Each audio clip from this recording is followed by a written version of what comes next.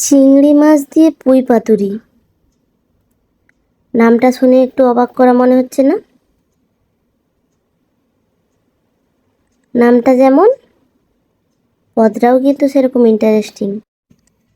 গ্রাম বাংলার হারিয়ে যাওয়া পদগুলির মধ্যে এটিও একটি, শুধু নতুন মোড়কে। চিংড়ি মাছ দিয়ে পুঁই পাতার বড়া, পাতার মোড়ক, তাই নাম দিয়েছি পাতুরি, পুঁই পাতুরি। পাতুরি অনেকে ভাপিয়ে বানায়, আবার অনেকে ভেজেও বানায়। আমি আজ রান্নাটা করব ভাপিয়ে এবং তারপর ভেজে। চলুন শুরু করি।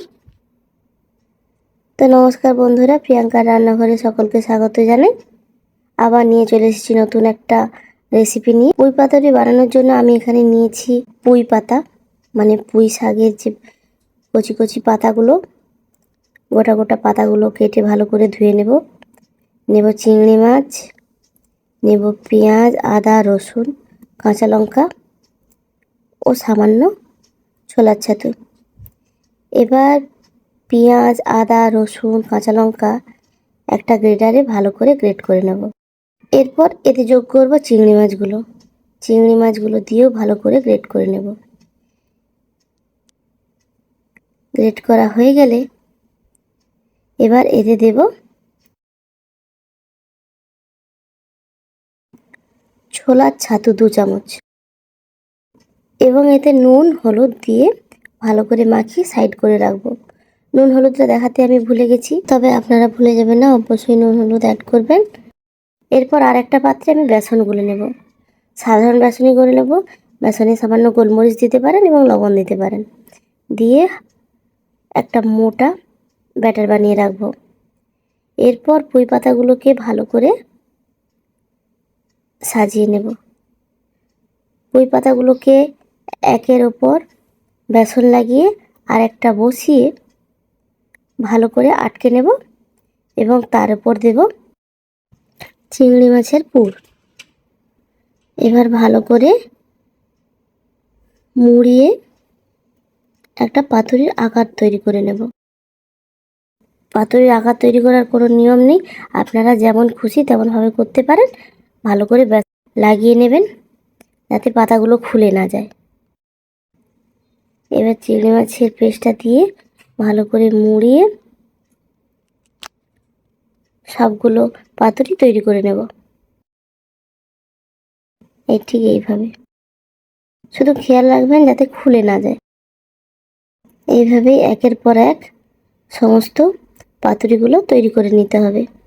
এবার পাতুরিগুলো সব বানানো হয়ে গেলে একটা স্টিমারে জল গরম করতে দিয়ে তার উপর স্ট্যান্ড বসিয়ে পাতুরিগুলো দিয়ে ভালো করে 4 থেকে 5 মিনিট ভাপে সেদ্ধ করে নিতে হবে, যাতে বেসনটা জমাট বেঁধে পাতুরিগুলো সেদ্ধ হয়ে যায় সুন্দর হয়ে। এরপর 4-5 মিনিট সেদ্ধ করার পর ঠান্ডা করে নামিয়ে পাতুরিগুলো একটা প্লেটে নামিয়ে নেব। দেখুন কেমন শক্ত হয়ে গেছে, এতে আর ভাঙবেও না, খুলবেও না। এবার একে একে সব নামিয়ে নেব।